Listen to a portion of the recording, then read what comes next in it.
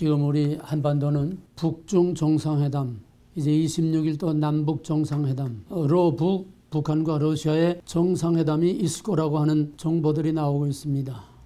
그리고 마지막에 미국과 북한의 정상회담, 역사상 이런 예가 없었습니다.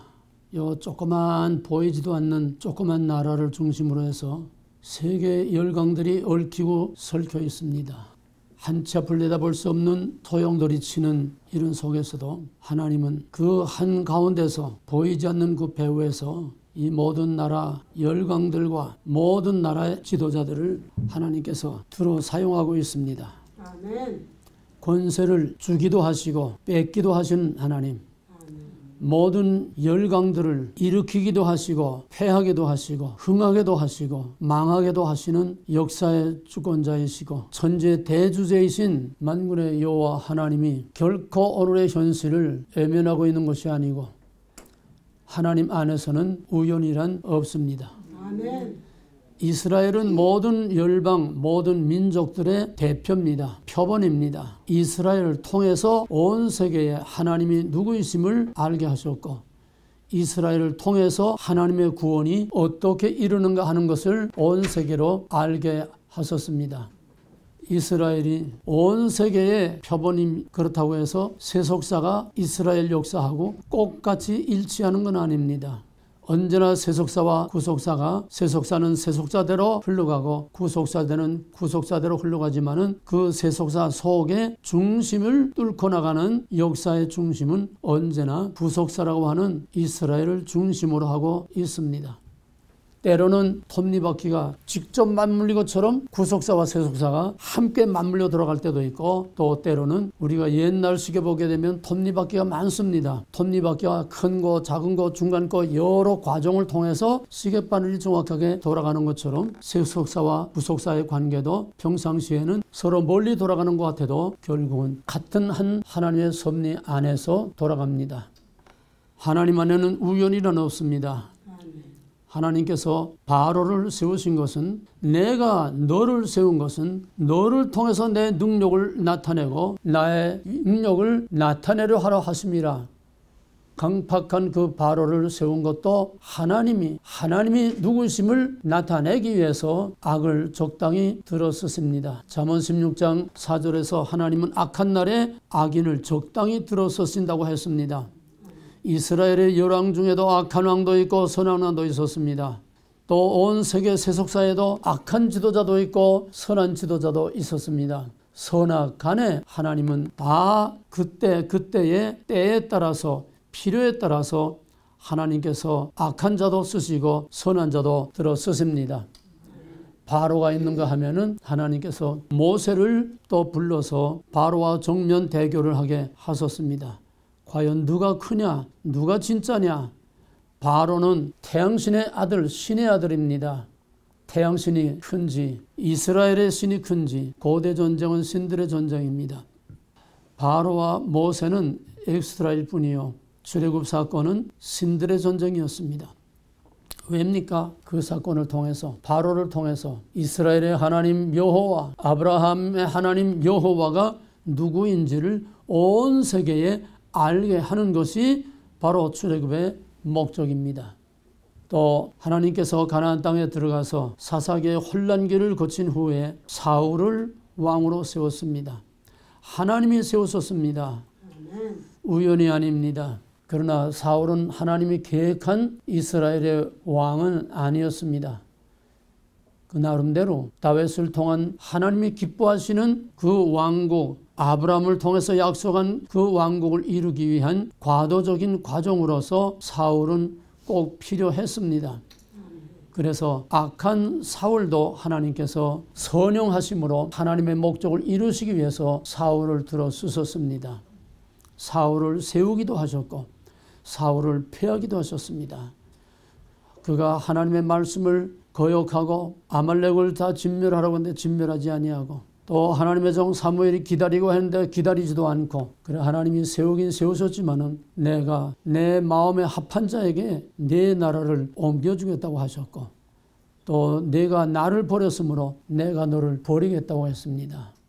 하나님의 신이 떠날 때에 악신이 들어서 하나님의 세우심을 받은 사울이 하나님을 대적하는 일로 평생을 보내다가 마지막에 저주의 죽음을 당했습니다. 나름대로 사울을 통해서 하나님께서 계시하시는 목적이 있었고 또 사울을 쓰시는 목적이 있었습니다. 뿐만 아니라 구속사 이스라엘의 역사를 중심으로 해서 주변 열강들도 하나님께서 때에 따라서 필요한 사람을 세워서 필요하게 쓰셨습니다. 북왕국 이스라엘을 심판하기 위해서는 아수르를 강대하게 해서 북왕국 이스라엘을 심판하게 하셨고, 이스라엘을 심판한 아수르가 악랄하게 엄청난 이스라엘 사람들을 학살하고 피를 섞어버리고 악랄한 그런 짓을 했습니다. 하나님께서는 느부갓네살을 통해서 바벨론을 강대하게 하셔서 느부갓네살을 통해서 유다를 쳤습니다. 유다를 치고 아수르에 사로잡힌 포로들과 또 남왕국 유다에서 사로잡은 포로들을 70년 가두고 있었습니다. 그러나 때가 참에 하나님께서 다리오와 고레스를 세워서 나의 종 고레스, 이방인이지만 하나님의 종으로 선한 왕으로 삼아서 고레스를 통해서 사로잡힌 자들을 놓아주었습니다. 아수르와 바벨론은 하나님의 징계의 채찍으로 이스라엘을, 유다를 심판하는 악역을 맡았고, 고레스는 사로잡힌 자를 놓아주는 선한 도구로 사용을 했습니다. 또 고레스도 자기의 때가, 자기의 역할이, 자기의 활동이 다 끝나면 이제 무대에서 퇴장을 해야 됩니다. 이 하나님의 역사는 드라마입니다. 무대 배우들이 그때에 따라서 자기 역할에 따라서 등장하고 퇴장하는 것처럼 하나님께서 열강들과 그 나라 지도자들을 배우처럼 무대에 등장시키고 퇴장시킵니다. 여기에는 어긋남이 없습니다. 그래서 고레스가 할 역할이 다 끝나자 하나님께서 젊은 약관의 이때에 알렉산더 대왕을 일으켜서 온 세계를 정복해서 세계를 문화와 언어로 통일을 함으로써 장차 복음의 세계화를 위한 큰 판을 짜놓았습니다. 헬라의 역할이 끝났습니다. 중간기에 엄청난 시련이 있었지만은 그 후에 헬라의 역할이 끝나자 로마를 일으켜서 로마로 하여금 한쪽으로는 이제 갓 태어난 기독교를 엄청나게 핍박을 했습니다. 그러나 또 한편으로는 군사 도로를 닦고 모든 치안을 확보함으로써 바울이 로마 시민권을 가지고 온 세계 어디든지 자유롭게 여행할 수 있는 교통과 치안의 안전을 통해서 세계 복음화를 준비했습니다. 알렉산더나 로마가 없었으면 복음의 세계화는 엄청난 시간이 걸렸을 것입니다. 선악간에 하나님께서 필요한 때에 필요한 사람을 쓰십니다. 우연은 없습니다. 표면상으로는 우연이지만은 그 이면에서는 하나님이 그렇게 될 수밖에 없는 필연의 역사이지 하나님의 역사에 우연이란 절대로 없습니다. 아멘. 오늘 본문 다니엘서 4장은 다 읽어야 되지만은 다니엘서 4장은 느부갓네살의 이야기입니다. 하나님이 하루아침에 느부갓네살을 강대하게 큰 나라로 대제국으로 세우니까 그가 콧대가 높아져 가지고서 자기의 성루에 올라서 그 끝이 없는 바벨론 도성을 바라보면서 내가 이 모든 일을 다 이루었다. 그럴 때에 그 말이 입에서 끝나기도 전에 누가 이렇게 했는지 한번 봐라. 그래서 악신이 들어가지고 저가 미쳐서 왕의 보좌에서 쫓겨나서 7년 동안을 들짐승처럼 머리에 티끌을 뒤집어 쓰고 이슬을 맞여 들에서 들짐승처럼 미치광이가 돼서 7년을 지냈습니다. 때가 찰 때 하나님께서 정신을 거기다가 집어넣어서 그때에 느부갓네살이 나라와 권세를 주시는 이도 여호와시요 빼앗는 이도 여호와심을 고백하고 회개했을 때에 하나님께서 느부갓네살을 다시 왕위에 복귀를 시켰습니다. 이런 얘기를 성경에서 무슨 얘기를 다 하겠습니까? 끝도 한도 없는 얘기죠. 그 다음에 5장으로 넘어가게 되면 벨사살 왕의 이야기입니다. 벨사살 왕 그 느부갓네살보다도 더 부패하고 타락해서 예루살렘 성전의 모든 즉기를 갖다가 그걸 가지고 술을 퍼마시고 축제를 열고 파티를 열면서 하나님을 능욕했습니다. 그때에 벽에 큰 손이 나타나서 글을 썼습니다. 다니엘이 해석한 즉 메네메넬 데겔 우바르스니다. 그것은 한마디로 요약하면은 왕이 하나님의 절에 달려서 부족함이 드러났으므로 이 나라를 갈라서 나누어서 다른 나라에게 넘어갈 것이요 너는 죽을 것이다. 그날 밤에 벨사살 왕은 죽고 전쟁도 없이 하룻밤 사이에 나라의 주권자와 나라가 바뀌었습니다. 바벨론 제국이 메대와 바사로 눈을 뜨니까 세상이 달라졌습니다. 하나님만이 할 수 있는 일입니다. 아멘.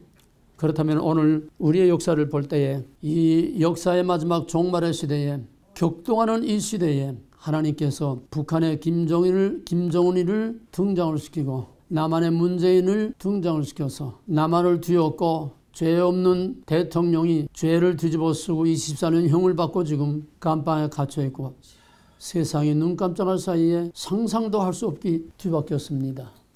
미국에는 누가 이름조차 알지 못했던 엉뚱한 사람이 튀어나와가지고 힐러리 90 개표하는 날 아침까지도 98%라고 언론들이 열화를 떨었는데 그만 삽시간에 뒤엎어버리고 정신병자 같은 트럼프가 미국의 세계의 지도자로 등장을 했습니다.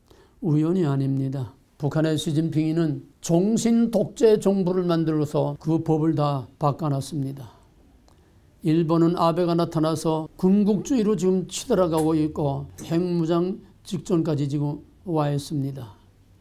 한반도를 중심한 주변 강국들이 상상할 수 없는 이런 소용돌이 속에 한반도를 중심으로 얽히고 설켜 있습니다. 또 하나의 꽃 같은 모델이 중동에서 벌어지고 있습니다. 한반도를 중심으로 해서는 북한과 중국과 러시아, 남쪽에서는 한미동맹, 한국과 일본과 미국입니다. 한미동맹은 이미 물 건너가서 이제는 사실상 일본과 미국과 이제 대만, 필리핀, 오스트레일리아 이렇게 이제 태평양 선이 그어지지만은 사실상 한반도는 남북이 다 하나가 되고 중국과 러시아와 즉 좌와 우 하나님을 대적하는 무신론자들과 하나님을 믿고 섬기는 이런 자유진영이 좌우로 대치되어 있습니다. 중동에서는 이스라엘을 중심으로 한 것이 중동의 역사입니다. 언제나 3차 대전 마지막 종말의 마지막 전쟁은 중동이 화약고라고 그래왔는데 이제는 화약고가 2개가 됐습니다. 어디서 3차 대전이 터질지 모르는 뇌관이 2개가 됐습니다. 근데 이 뇌관이 2개가 아니라 하나입니다. 중동과 한반도는 2개의 딴 세계가 아니라 하나입니다. 중동에서는 그동안에 이스라엘을 중심으로 해서 아랍권이 전부 다 미국과 이스라엘의 반대 세력이었습니다. 그 배후는 구소련으로부터 공산 세력들이 아랍 세계를 다 장악하고 지배해 왔습니다.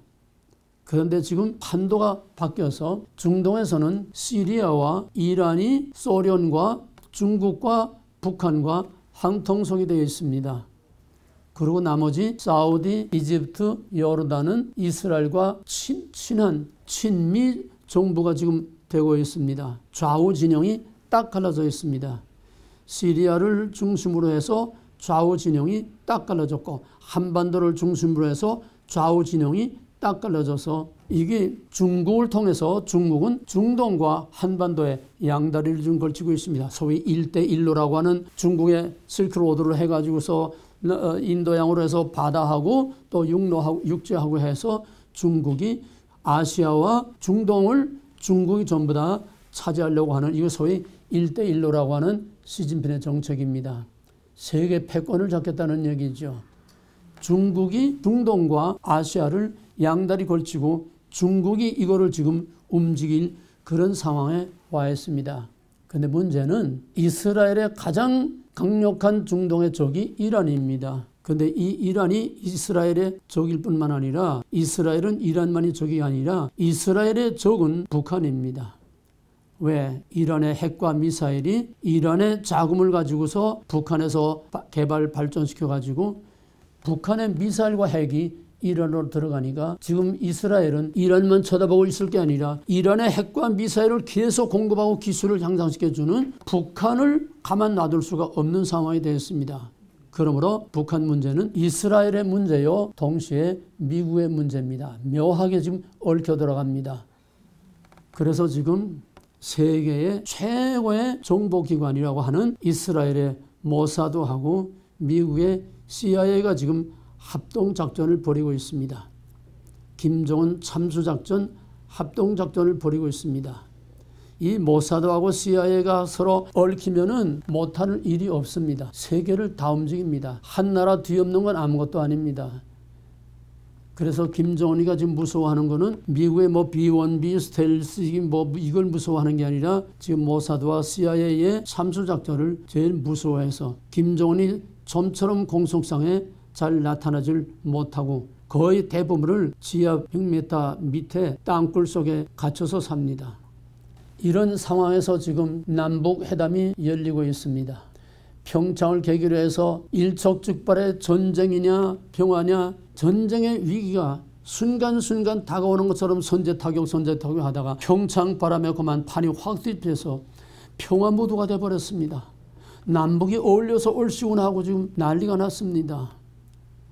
김정은이가 아무리 잔머리를 굴리고 중국을 방문하고 러시아 정상회담을 하고 아무리 김정은이가 잔머리를 쓰고 남한을 줬다 놨다 미국을 땡겼다 놨다 하지만은 결국은 하나님의 뜻대로 하나님이 개입하셔서 하나님이 원하시는 대로 될 수밖에 없습니다. 아멘. 하나님이 마지막 이 한반도와 중동의 문제를 하나님이 결코 모른다 하고 무심코 내버려 둘 수 없고 외면할 수 없고 이건 하나님이 직접 개입해서 하나님이 직접 간섭할 수밖에 없습니다. 왜? 이것은 우리 주님 오실 마지막 하나의 드라마로서 주님을 오시는 심판과 구원의 하나의 시그널이 될 것이기 때문에 한반도의 문제와 중동의 문제는 단순한 세속사가 아니라 이스라엘과 유다를 심판하고 그 사로잡힌 유다와 이스라엘을 해방시키는 그 소용돌이의 열강의 역사와 마찬가지로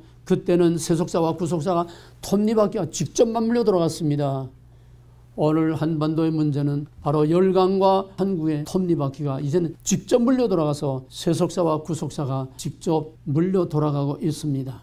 그 말은 하나님이 오늘의 이 역사의 중심에서 하나님이 이 역사를 지금 조종하고 있고 움직이고 있다는 얘기입니다. 아멘. 문제는 이제 우리 한반도 문제가 어떻게 될 것인가 점점 좁혀 들어가 봅시다.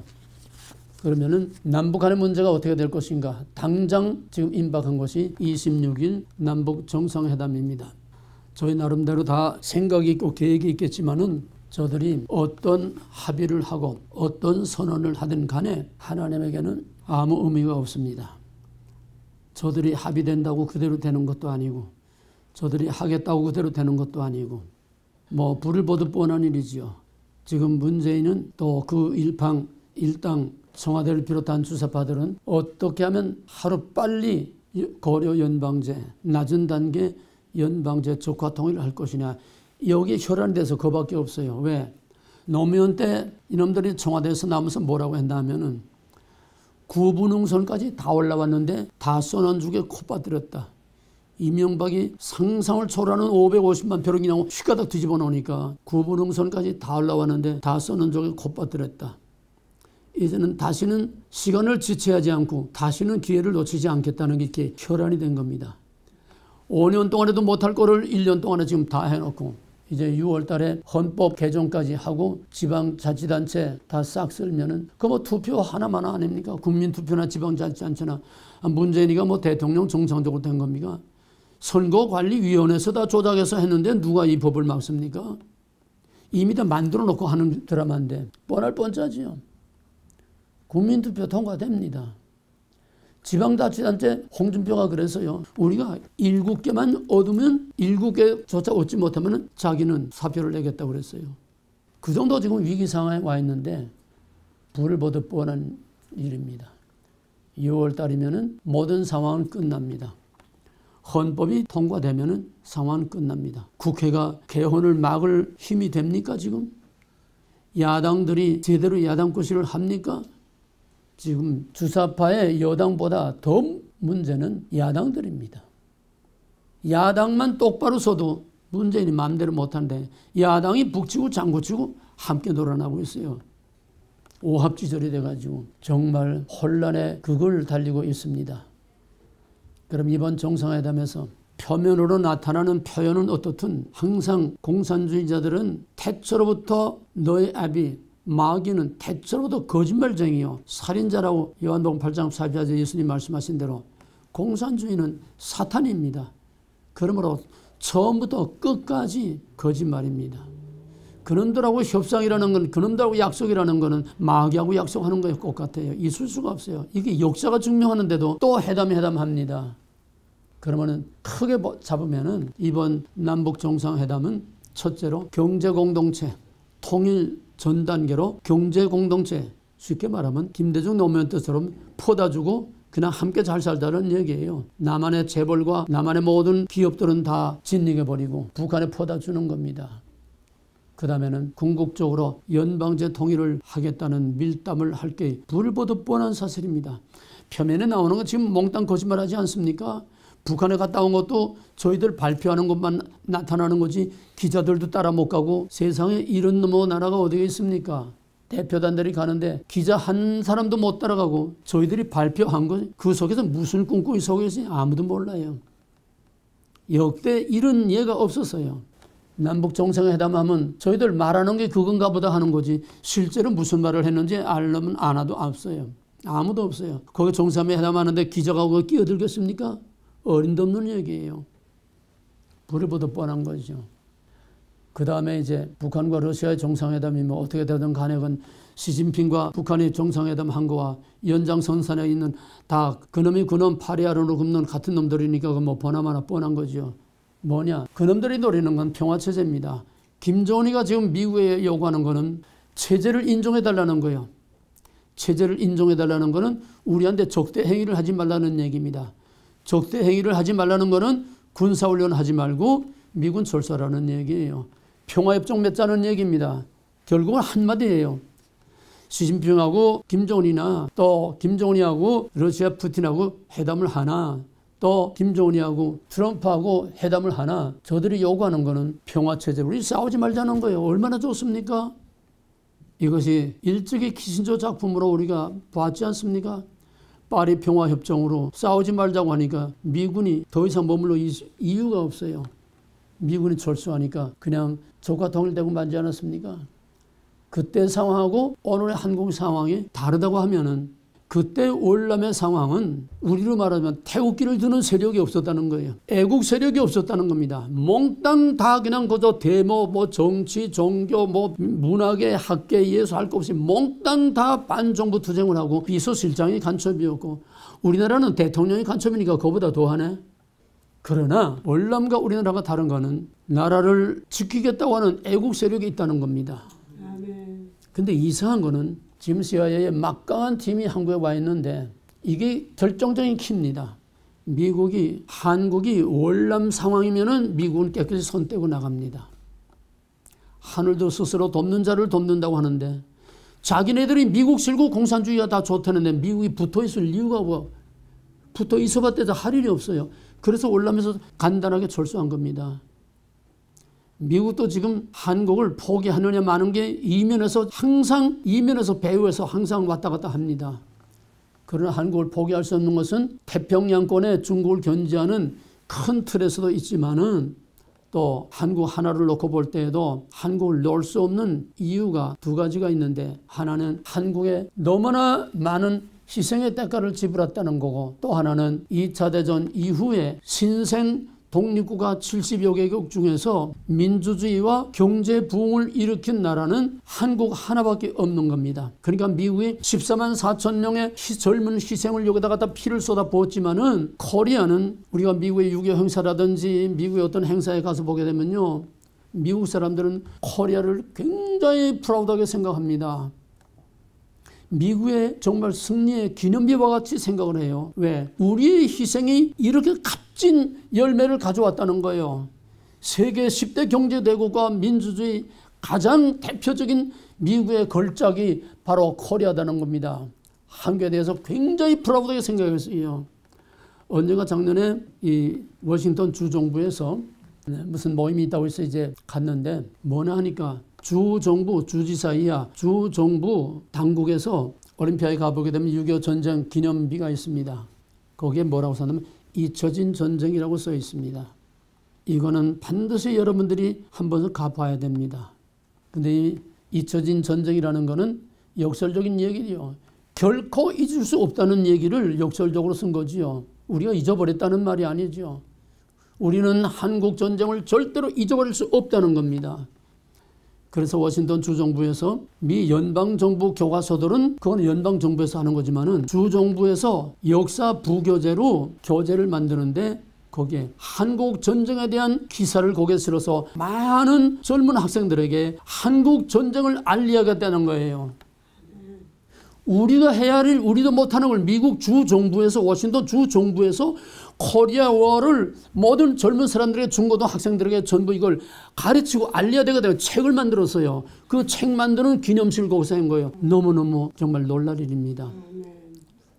한국 당사국은 역사를 다 뒤엎어서, 우리나라 역사를 완전히 다 뒤엎어서 아주 몹쓸 역사를 만드는데, 미국은 잊혀진 우리나라의 역사, 왜곡된 우리나라의 역사를 바로잡아서 미국의 젊은 애들에게 한국의 전쟁과 오늘의 한국이 이 피비린내나는 이 전쟁의 잿더미에서 오늘 코리아가 이렇게 영광스럽고 위대한 코리아가 됐다는 걸, 우리의 전쟁과 우리의 싸움과 우리의 흘린 피가 헛되지 않았다는 걸 자랑스럽게 이거를 알리려고 하는데 우리하고는 너무나 극과 극입니다. 참 창피해서 얼굴을 들 수 없어요. 그럼에도 불구하고 우리는 여러분에게 감사합니다. 여러분을 잊지 않습니다. 우리가 피켓과 파란 카드를 들고 우리의 6.25 참전 용사들을 중심으로 해서 가서 뒤에서 딱 쏘고 그 사람들이 우리 초청하지 않았어요. 우리가 뒤 루트를 통해서 어떤 정보를 알아가지고 우리가 자진해서 갔습니다. 우리가 한 30명 가서 뒤에서 젠치고 프랑카도 들고 태우기 송대리 들고 뒤에 또 버티고 있으니까 그 사회자가 그때 무슨 국장인가 그 사회자가 여러분 저 뒤를 좀 보십시오. 코리아가 우리의 이 희생을 결코 잊을 수 없다고 감사하면서 지금 프랑카드를 들고 서 있습니다. 모든 사람들이 다 일어나서 막 박수를 치고. 또 하나는 한국을 포기하지 못하는 또 하나는 지금 문재인이가 작년 5월 대통령이 되고 나서부터 지금까지 계속 70% 이상의 고공행진을 하고 있습니다. 새빨간 거짓 위선 날조지요. 그럴 수가 없어요. 그래서 이번에 언론인들, 현역 주사파 교육받은 그 현역 말고 언론인들을 300명 조사를 했는데 93%가 문재인은 잘못하고 있고 문재인을 타도해야 된다는 얘기예요. 이건 진짜입니다. 진짜 언론 중진들이 93%가 근데 표면에는 전부 다 70% 고공행진. 미국 정보부가 CIA가 어떤 기관입니까? CIA에서 조사하니까 문재인의 지지율은 25%. 그 다음에 그냥 제멋대로 흩어진 보수는 40%. 나머지 앞에서 보수는 60%. 문재인 지지 세력은 25%라는 거예요. 그게 뭐가 증명합니까? 탄핵 사태 이후, 그러니까 2016년 12월 탄핵 사태 그때부터 태극기 집회가 지금까지 1년이 넘도록 죽지 않고 계속해서 더 일어나고 있어요. 이걸 미국에서 희한하게 보는 겁니다. 한때 우 가다가 끝나는 게 아니라 1년 12달 지금까지도 계속되고 있어. 계속. 심지어 주말만이 아니라 평일에도 지난번 박근혜 대통령 그 선고하는 그날은 평일날인데도 엄청난 사람들이 태극기를 들고 나와서 아주 격렬하게 파괴행위는 없었지만 격렬하게 문재인 타도를 외치면서 이걸 미국이 지금 보는 겁니다. 여기에 희망을 거는 겁니다. 비록 보수가 아무리 썩고 저희끼리 싸우고 갈라지고 했어도 대한민국은 원랑과 다른 것이 자기 나라를 지켜야 되겠다고 하는 이 애국 세력들이 이렇게 있다고 하는 여기서 미국이 희망을 가지고 한국을 포기하지 못하는 거예요. 아멘. 두 가지입니다. 그러면은 남은 미국과 북한의 정상회담이 어떻게 될 것인가? 미국의 지금 일각에서는 자꾸 신중론이 대도하면서 그전부터도 한쪽에서는 자꾸 평화 해담 자꾸 뒤에 그 더러운 세력들이 자꾸 지금 그렇게 몰아가고 있지만은 트럼프는 흔들리지 않고 지금까지 계속 강력한 제재를 해오고 있었는데 끊이지 않고 지금 자꾸 평화 무드로 끌고 가는 세력들이, 그래서 이제 국무장관도 다 갈아치지 않았습니까? 딜러슨 국무장관은 키신저 사람이거든요. 키신저 불확지를 갖다 꽂아놓은 거니까 이번에 싹 다 갈아버리지 않았어요? 만약에 미국과 트럼프와 애수의 김정은이하고 정상회담을 했다가 얻는 게 없고 실패하게 되면은 트럼프만이 아니라 미국이 개망신을 당하고 그 충격, 그 상황을 어떻게 감당하겠느냐. 그러니까 좀 더 신중하게 하자. 그래서 지금 정상회담이 6월로 연기될 그런 끼미들이 지금 나오고 있습니다. 그러나 한편 트럼프는 거기에 상당히 기대를 가지고 있어요. 어떤 희망을 가지고 있어요.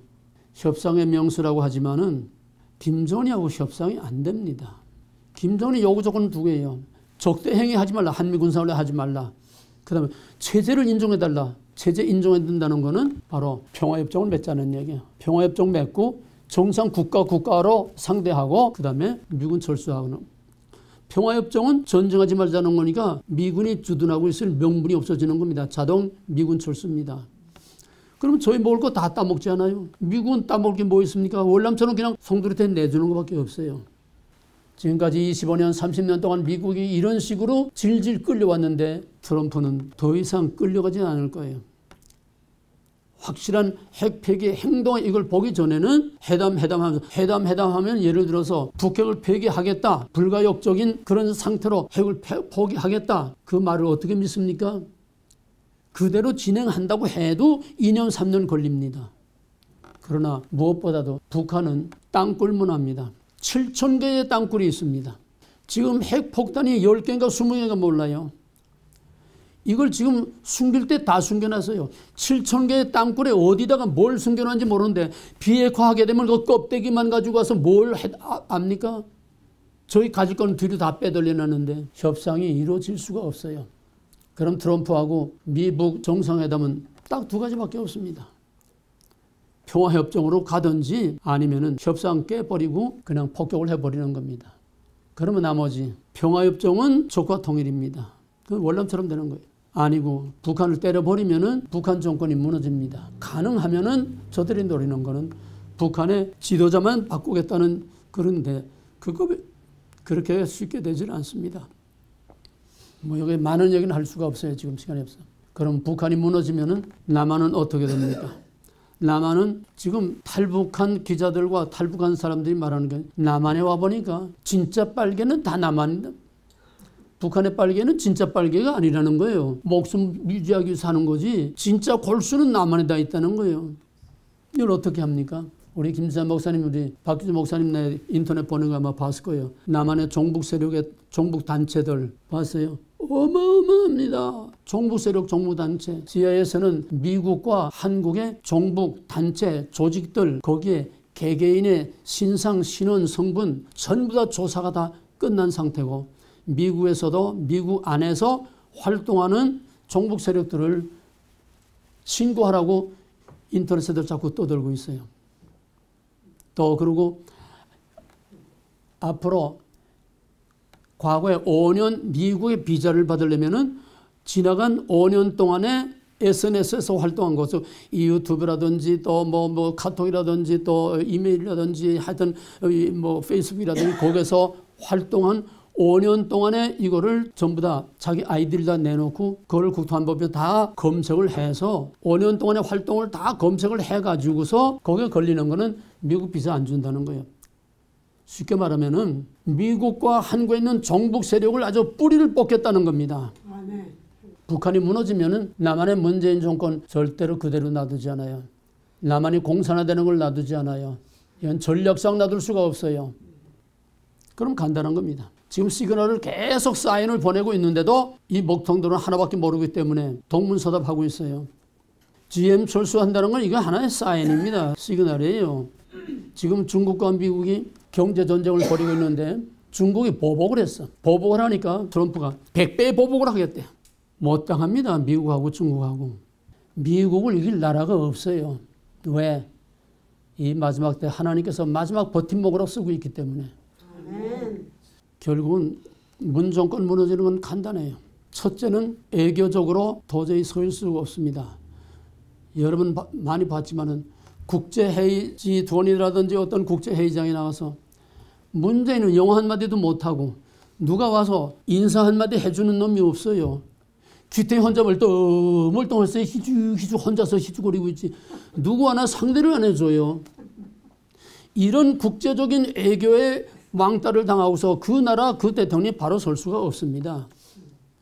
박근혜 대통령은 정말 환상의 그런 대상이었어요. 가기만 하면 어디 국제무대 나가면 서로 와서 인사하고 서로 와서 잘 보이려고 서로 인사하고 서로 사진 같이 찍으려고들 극과 극입니다. 애교적으로 그렇게 고립되면은 결국은 망할 수밖에 없습니다. 설 수가 없어요. 둘째는 경제지요.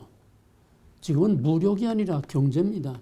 경제를 무역 제재를 하고 최후에는 모든 애자들을 다 빼나가면 IMF 사태 몇 배 한국 경제는 뻥 뚫리고 그냥 주저앉고 많습니다. 애자가 빠져나가고 무역 제재를 하고 3단계로는 모든 무역 금융 거래를 다 어카운트를 클로즈 해버리게 되면 하루아침에 그냥 폭삭 주저앉고 맙니다. 당할 힘이 없어요. 그러면 세 번째로 뭐가 합니까? 민생이 최악의 상태에 빠집니다.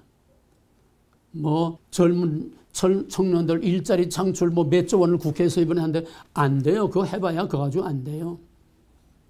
그러면 국제 간에 애교적으로 고립이 되고 경제적으로 완전히 밑바닥까지 떨어져서 모든 기업이 다 그냥 주저앉고 민생이 밑바닥에 내려앉게 되면은 그 정부 더 이상 버티지 못합니다.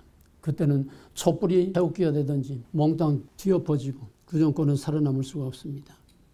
세우시는 자도 여호와시요 패하시는 자도 여호와시요 아멘. 권세를 주는 자도 여호와시요 권세를 뺏는 자도 여호와시요. 이게 느부갓네살과 벨사살 왕을 통해서 우리에게 보여주는 것입니다. 아멘. 하나님은 우리의 한민족을 절대 버리지 않습니다. 아멘. 왜? 마지막에 하나님께서 하나님의 영광을 위해서 예정하고 작정하셨기 때문에 올해의 모든 상황은 다 하나님이 아시는 중에 허락하신 중에 하나님의 계획과 작정 안에서 움직이고 되고 있는 것입니다.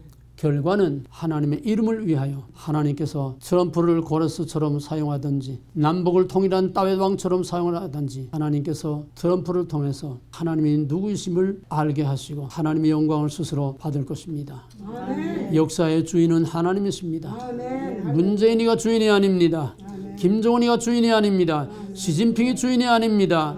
그것은 다 엑스트라요. 하나님이 쓰시는 도구에 지나지 않습니다. 아멘. 문제는 하나님이 누구를 통해서 이 나라를 다시 세울 것인가. 하나님은 3대 전부터 다윗을 준비하신 것처럼 이 때를 위해서 우리가 모르는 중에 준비한 지도자가 있을 줄 압니다. 아멘. 우리는 마지막 오늘의 이 앞이 내다보이지 않는 카오스의 이 혼돈한 혼란의 이 상태를 보지 말고 그 너머에 하나님의 밝아오는 새 아침을 준비하면서 셀과 새 땅의 희망과 비전을 올해의 현실 속에서 다시 한번 볼 수 있기 위해서 우리가 민족의 죄를 니에미아와 이스라처럼 뒤집어쓰고 민족의 죄를 회개하면서 다음 시대를 위해서 기도하며 준비할 수 있는 우리 남은 자들 다 되기를 주의 이름으로 간절히 부탁하고 축원합니다. 기도합시다.